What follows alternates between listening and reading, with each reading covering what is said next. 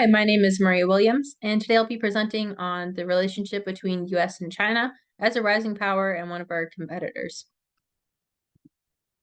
We understand how we see ourselves as Americans, but we have to understand how China sees themselves before we can evaluate our relationship.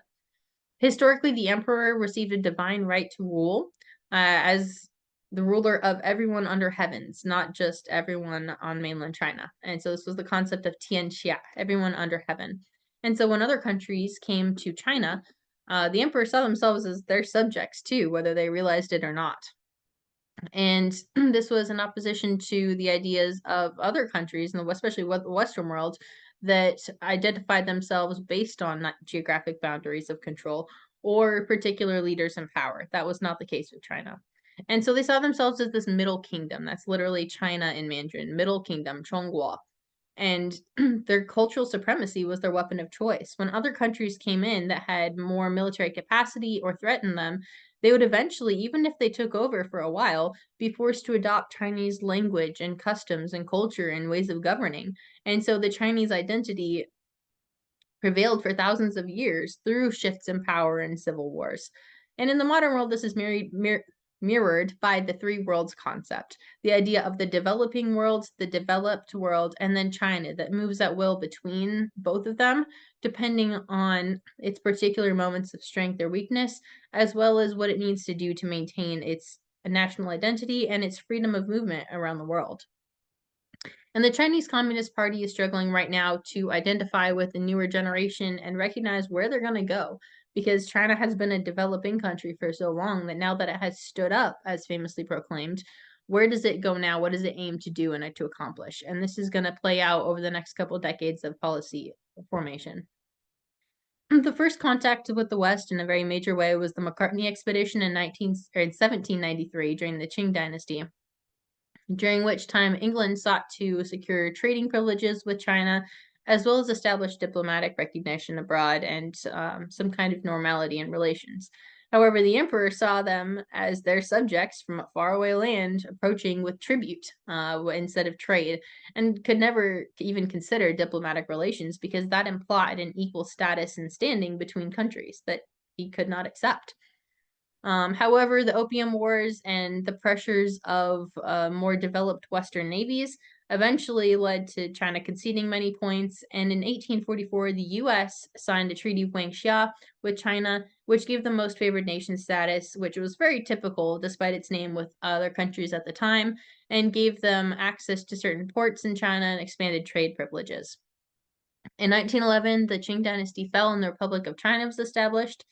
And there was a whole lot. We don't have enough time to go into the intricacies of the Taiwan issue, but it had traded, Taiwan specifically was traded between China and Japan a couple times during the war. And in World War II, Japan gave up Taiwan, but the Allies put the Republic of China, the ROC government, in charge of overseeing the removal of troops from the island and the transition. And ever since then, they've remained in power on the island, despite the actual status of the island being a little bit more tricky to determine in an international context. In 1971, the U.S., still having relations with the ROC government, actually broke with tradition by visiting a opposing Chinese government. There was a civil war at the time, and the ROC retreated to the island of Taiwan. The PRC, the People's Republic of China, maintained control over the mainland. And we maintained relations with the ROC because they were more democratically leaning and aligned themselves with our values a little bit more than the PRC did as a communist country, especially during the Cold War era. But the President Nixon's advisor, Dr. Kissinger, and then later President Nixon himself actually visited Beijing to establish conversation with the PRC since they were such a major player, especially economically and globally. They were just a group of people we couldn't deny. China is so big, we couldn't avoid dealing with them.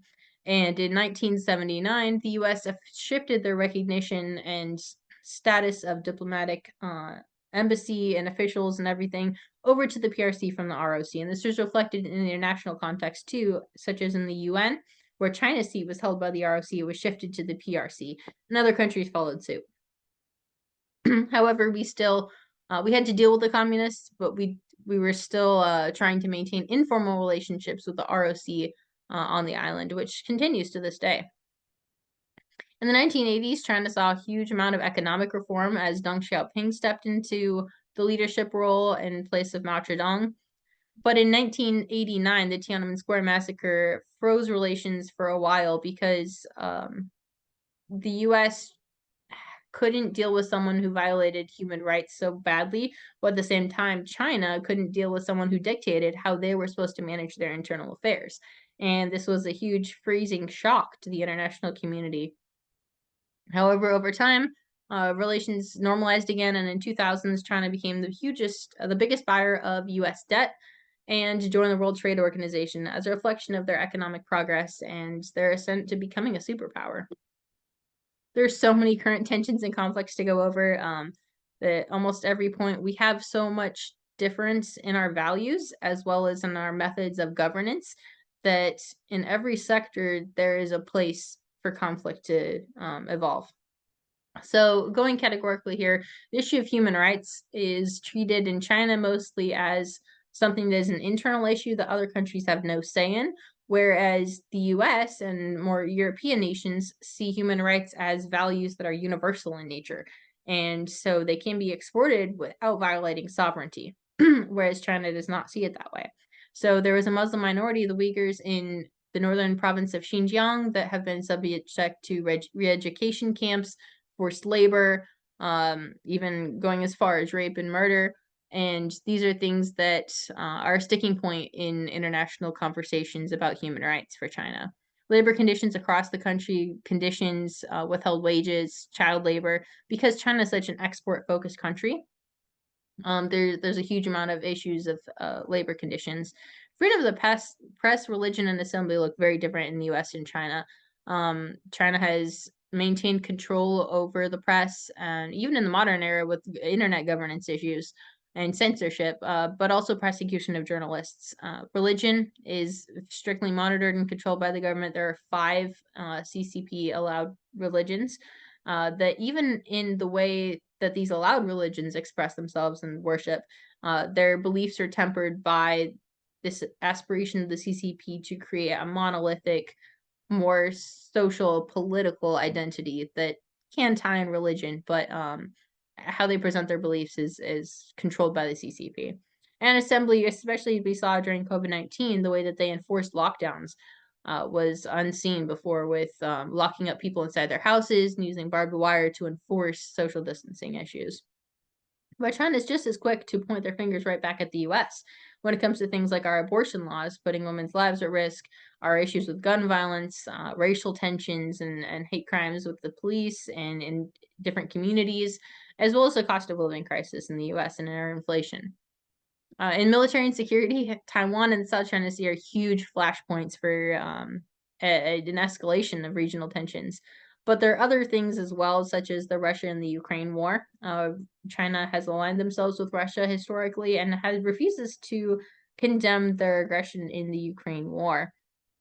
But also in Africa, they work in tandem, where China invests politically and economically into a bunch of these African countries and regions in very coercive ways.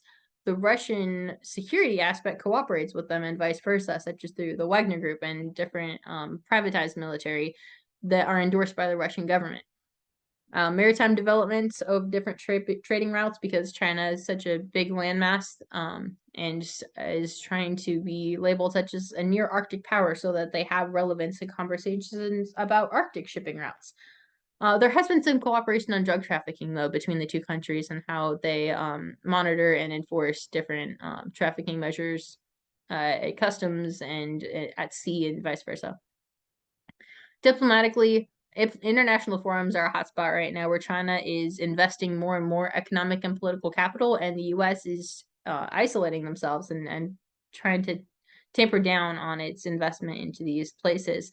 And this is a problem because it gives China political sway. And then in the international sphere, what is accepted and what is talked about is what is. And if we don't maintain our status at the table, it's not going to matter what we say anymore. Global police stations have been observed in different countries across Canada, across the US, where the CCP is paying for and controlling monitoring of the actions of Chinese citizens abroad. to maintain that social cohesion and control over things like even the discussion about China and the government and how they're talked about. Hong Kong is similar to Taiwan in its tensions over actualized and claimed control between the central government and regional governments. Detainment of citizens abroad. The Belt and Road Initiative, as I touched on briefly, where China gifts a lot of money, loans, or even just tangible infrastructure to developing countries that have no way to pay them back or will rely on them for staffing and contracts for maintenance and stuff to China to increase their regional footprint and ability to control international conversation and flow of resources, especially in Africa, because a lot of the raw materials for semiconductors and chips are based in that region. So this is the place where the US and China both have a lot of interest. There have been concerns about academic independence as the CCP and China pay for cultural exchanges and language institutes, such as the Confucius Institutes at universities around the world, that have become a place more for CCP influence to be exerted, not just cultural exchange. And pandas, this sounds lighthearted, but they're a tangible symbol of the relationship between the US and China, and they've been taken away in times of escalation of tensions, and we're talking about bringing them back lately. So they do matter to the people, and both governments realize that. Economically, there's China is seeking to replace American hegemony in uh, control of the economy, such as the formation of alternative blocks of countries like the BRICS, and they're seeking to replace the dollar as a standard currency that is used around the world and exchanges and everything. So that would lessen the impact of American alternative tools to warfare, such as tariffs and bans. There's a huge export and import imbalance as China exports a lot from its economy, but does closes its domestic market to international countries quite a lot. And the private sector can control some things, but at the end of the day, the costs of diversification are really high and changing. And they save a lot of money by going through China. So that is a reality we have to consider. But that's also something they're evaluating constantly as social tensions change and political tensions escalate. And domestic instability always plays a part with other things that we can't always control or that are completely separate in their control factors, such as the housing crisis in China or inflation crisis here in the US. Scientific and emerging tech will dictate a lot of the conversation about policy over the next couple of years. I'm running out of time, so I'm going to briefly speed this up. Internet governance plays into freedom of the press, but it also is something that is globalized as opposed to regionalized. And China is seeking to be proactive in their conversations about that abroad. And the US needs to do the same. Semiconductor and chip manufacturing, as I already mentioned, IP theft, especially where you have countries that have Chinese elements but are majority international, such as General Motors, for example. There's issues about Chinese CCP backed hackers stealing plans and development material from US companies, as well as multi use data gathering. Everything can be used for something else, and things like research vessels in the northern waters can be used as scientific research vessels, but they can also be used to gather intelligence from the nearby areas. So that is something where scientific and emerging tech overlaps with political and military sectors. But there is a lot of cooperation on climate over reducing carbon emissions between the two countries, as well as developing AI models for different companies. Some relevant policy and treaties that actually are ingrained in law, both internationally and domestically, are the Treaty of Shimonoseki, the Treaty of San Francisco, and the Treaty of Taipei, all of which deal with the status of Taiwan. And again, I don't have the time to go into each of all these thoroughly, but you can refer to them. They're given different credence by China and by the international community. China reviews some of them as invalid or as not actually being a territorial treaty. But they basically leave the status of Taiwan open as belonging to no state, including China, but having the principle of being able to be a state by its own sovereignty and control over itself. The One China policy is established in the Shanghai Communiques, all three of them, throughout the 70s and the 80s. And what we need to realize that our China policy is different than the Chinese policy, even though they're given the same language. And so China says that there is one government that is the CCP, that is the Chinese government, that Taiwan is a part of the same China as mainland China, and that the CCP then has sovereignty over the island. Whereas our one China policy says we're not agreeing that there's more than that there's two Chinas or that there's two countries, but not necessarily that the CCP government has sovereignty over the ROC government in Taiwan. And there's a conflation of language there that helps everyone avoid the issue, but can also leave it open to escalation in the future. The Taiwan Relations Act of 1979 is a congressional-led cementing of our support to Taiwan and our version of the One China policy that cannot be changed then by presidents without the law being overturned by Congress. And the U.S.-China Relations Act of 2000 opened up trade and established it consistently between our two countries on an equal basis. Some policy recommendations, very briefly and quickly here, are we need to protect our involvement in international forums, and we need to join the ICC and be a party to the tools and systems that we seek to use to constrain China, or at least ensure that our values that we see to be universal are universally implemented, even within Chinese control. We need to aggressively protect our freedom of speech domestically because that is what differentiates us, and that protects our values from being our values and not just a random national policy or vague goal. They need to be values driven, and we need to be able to have discourse among ourselves about what we should do and export that idea abroad. As bad as the Ukraine war is a very unfortunate situation right now, but it is a situation that we can use to address international territorial law. And by drawing China and kind of forcing them internationally into a conversation about the principles at work there, we can then apply the results of that conversation to the South China Sea region. And that's something that we should be initiating in that context proactively during this time because it will be gone soon, one way or another.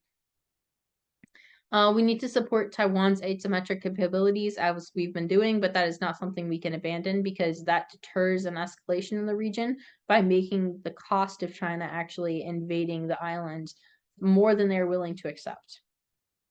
And we need another congressional-led clarification of the One China policy. The Taiwan Relations Act was a great start, but presidents tend to interpret the law however they want without being challenged by Congress. And because we have such often shifts in power every 4 years, we need something with backing to it, such as a congressional-led document that lays out the terms of our One China policy so that a president cannot come along and say, yeah, that's exactly what China said. We already agreed. And use that to justify abandoning Taiwan. We need to balance our budget to maintain global reliance on the dollar. This is a domestic issue as well as an international issue, and this protects our influence abroad. By isolating ourselves and continuing to drive up our deficit, we are abandoning our power internationally to have a seat at the table and to dictate terms. We need to increase our coupling with developing countries by doing what China is doing with the Belt and Road Initiative. We can do it in a non-coercive way to counter their coerciveness by making clear and having discussion on the terms and making it very upfront and obvious that these are not loans or that we're training workers on the ground to take over maintenance or to staff it with local workers. When it comes to infrastructure, we need to work with these countries and make it less of an option so that they're not forced to choose between the US and China. We can say, you can still work with China. That's not going to stop us from working with you, but here's why our terms are better than theirs are because they're not coercive and they get voluntary buy-in. We can capitalize on any conflict that arises between the Russia and China to stop them from kind of building against anti-Western sentiment. And We can increase private sector investment. As far as that goes, that's up to China, but at the same time, we should not be making it more difficult for American companies to invest in the domestic market there and strengthen our own economy by tapping into their economy. And we can reframe political understandings of success and leadership. Um, they have a fantastic game in China called Weiqi that is all about relative power distribution and how you maintain your sphere of influence over your own geographic boundaries, and maintain your ability to move outside of them, uh, by carefully allocating your resources everywhere. And so we need to talk about China deterrence and everything by what defining exactly what we are deterring, accepting policy overlap when our objectives actually do align, and realizing that everything that's happening around Taiwan is a way to deal with Taiwan. Because Taiwan and certain regional flashpoints take away attention from the other places where China is hedging longer term bets, so that no matter how the shorter term conflicts play out, um, it's bought them enough time to shift relative power distribution and limit American options abroad. At the end of the day, we don't need to have success in the same way that we have historically. We don't need to have military success in every issue, because they shouldn't all be military. But we do need to preserve our values and make our values and our well-being its own kind of weapon. And American culture can be just as persuasive as Chinese culture if we allow it to be. So here's some of the resources that I use to do my research. This is a very big conversation to have in this amount of time, but there are plenty of issues to dive into specifically. The biggest issue is that we need to tie individual conflicts and opportunities together into a strategy, and realize that this is not a short-term game. This is a long-term reorganization of power. Thank you for listening. Have a great rest of your day.